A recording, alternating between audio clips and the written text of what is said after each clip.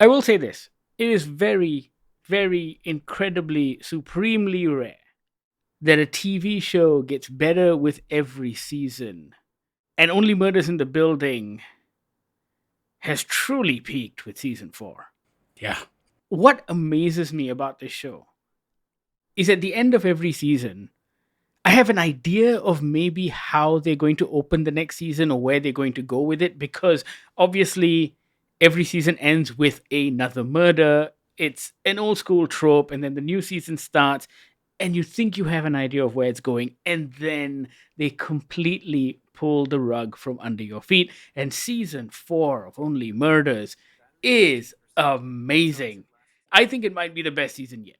I agree. I kind of found season 3 felt like it had gotten too far almost. Like it felt like it had stretched itself too much. They were doing a lot, lah, because they were actually crafting a fully staged musical production at the same time. Yeah. So like I thought season 3 was the weakest of the 3 at the time.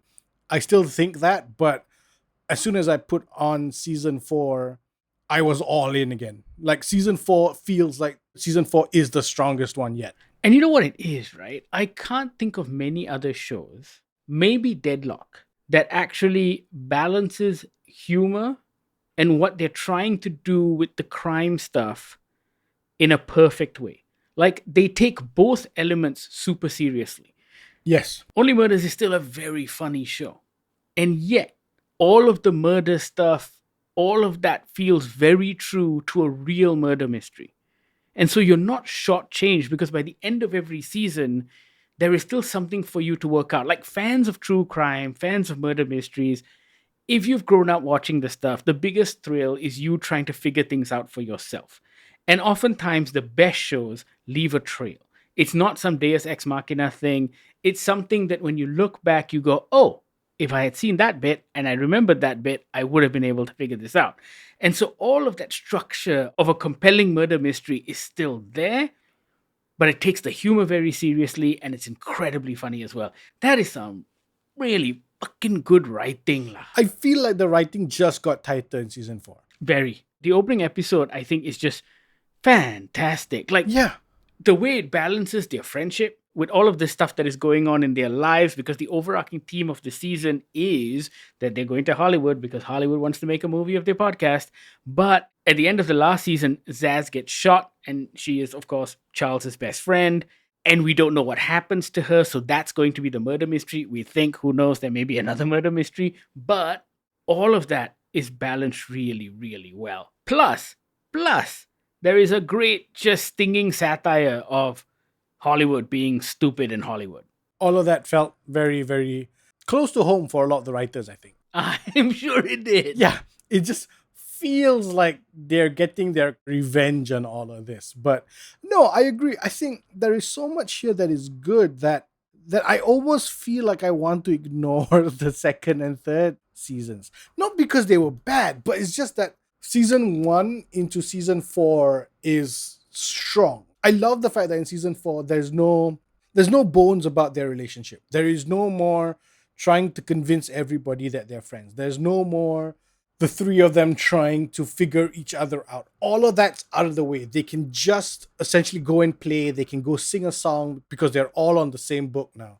And it's beautiful. Which is why I feel season 2 and season 3 is necessary. It's Guardians of the Galaxy 2. Sure. You needed it to get the Guardians of the Galaxy 3. No, I get that. But it just feels like 4 is a great place to be after having gone through the last 2 seasons, because this version of the trio and this version of the show feels like the version we've always wanted all along.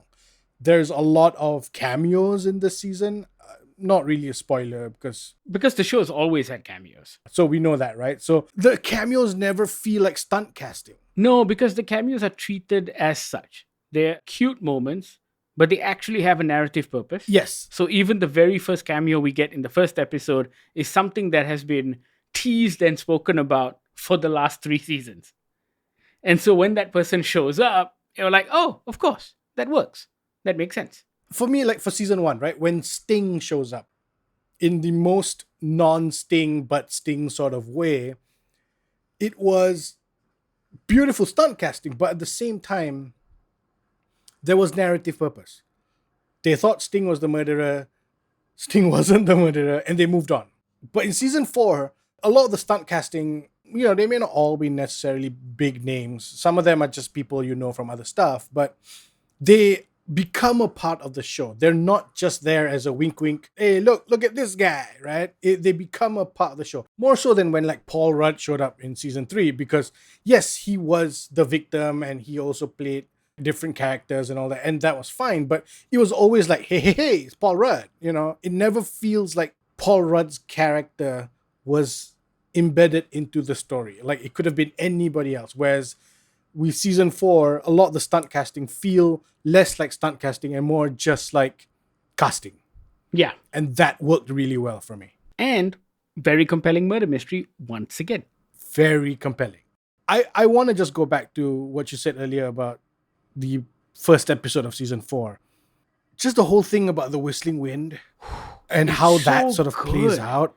And then, can we just talk about the last 3 minutes of the episode? Oh, just ballsy. I love it. Beautifully shot. Yeah. Set to a classic Western. Yeah. Just everything is so cinematic and perfect. Works with the whole narrative structure of Hollywood and what they're about to do. It's a perfect episode. Like, this thing deserves all the Emmys. I watched that episode and I'm like, this is constructed so well. By the end of the episode, the amount of emotion and feeling in Steve Martin's face when he does the thing and digs out the thing, and you're like, ugh. Yeah.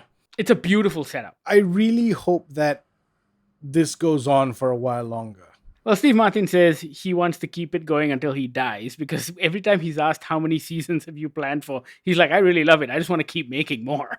I think for Steve Martin and Martin Shaw, I think it's a beautiful two-man act, right?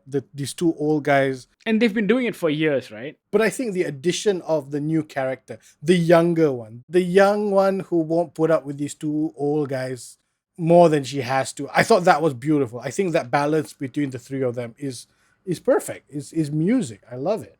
I honestly have nothing bad to say about this season. It's tremendous. I mean, that's all we can say, really, because we don't want to say anything more, because a lot of the magic of Only Murders is the stumbling onto things, right? As things happen and unfurl. It is, but also I think the real magic, like we've alluded to, lies in these three characters. And I think their relationship and how it's developed over these last 4 seasons is really key and essential to why we love this show so much. And I think it goes back to the shows that we watched growing up. And whether it was 10 seasons of something or 7 seasons of something, like when you watch Cheers, for example, you're not necessarily watching it for the plot of every episode. You're watching it to see how these characters interact with each other because you've grown up with them or they're your friends and, they're very interesting. It's the same. You may not recall the specifics of a certain episode, but you can recall moments between characters and individuals. Yeah. And it's that chemistry that keeps us coming back for more. And they stumbled upon gold with the chemistry of Steve Martin, Martin Short, and Selena Gomez. And they seem to continue writing it really, really well. And I think season 4, there is real growth and progression with these characters. And I'm in it for that. Sure, I love me a good murder mystery, and I want to find out how that gets solved. But I'm really in it for that, to see that relationship and just enjoy that dynamic. Completely agreed. In that case, just fucking go watch Only Murders in the Building. Season 4 is out now. The first episode is out, and then it streams weekly from this point on. It's definitely worth watching week to week. Don't be one of those losers that waits until the end and then binges all 10 episodes. And then get annoyed when people try and talk to you about spoiler stuff. And then you just like, no, it's your fault. You're the dummy. There is real value in watching a murder mystery week to week. Enjoy it. Let us know what you think about it. Goggler MY, all of our social media feeds. You can also email us on podcast@goggler.my or send us a WhatsApp on the Goggler hotline, 012-524-5208. Thank you so much for listening. This is the Goggler Podcast.